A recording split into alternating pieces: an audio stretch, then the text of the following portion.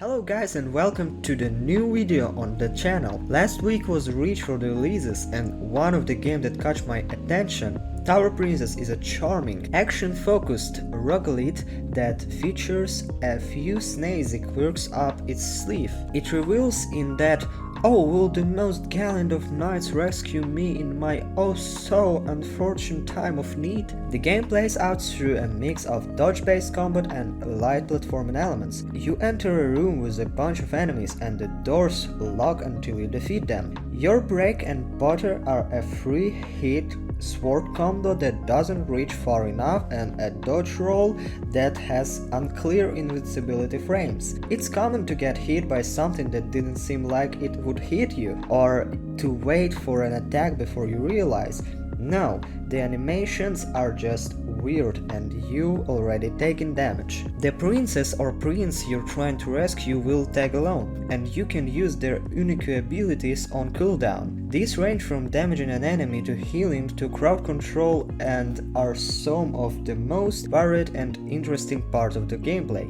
Unfortunately, the cooldown for most is fairly long, so you'll largely be stuck with the mediocre base combat. Even on the lowest difficulty, the gauntlet of enemies and multi-phase boss encounters, which are wicked cool by the way, will leave those palms sweaty like mom's spaghetti.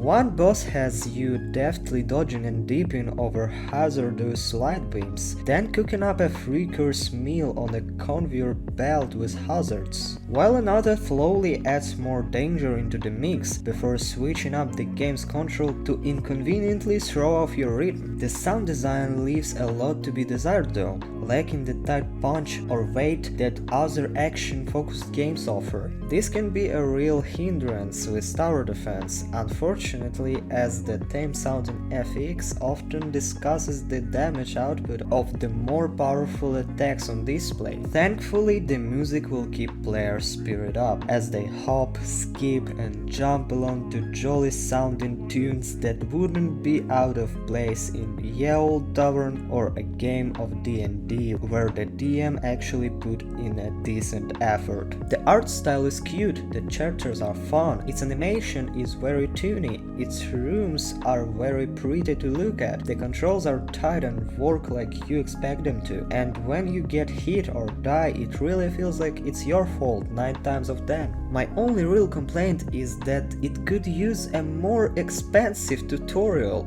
but it's fine as it is. You have to redo the puzzles in the room if you backtrack, even though you've solved them. The rooms all feel the same, even when you find a new type of room. The leveling system is very unclear. You get easily frustrated if you put a lot of work into a night, then you die and the next one is kinda randomized. The tutorial is kinda non-existent. The only they give you makes no sense, so I can see others getting frustrated here. Jumping is weird, the princess teleports in front of you constantly and getting away. For a roguelike game, I would wish more differences in each run. So in this case, every run is sadly not a unique adventure, cause like I said, the rooms looks pretty familiar always. Just the room order is different, but this is nothing that makes my new run unique. While the indie scene is flooded with roguelite likes on the regular, Tower Princess managed to strike a tidy balance of addictive Zelda-inspired gameplay and an enduring medieval fantasy setting that keeps scenes light and breezy. The story sadly misfires in the process, and the flat sound design and stodgy game feel can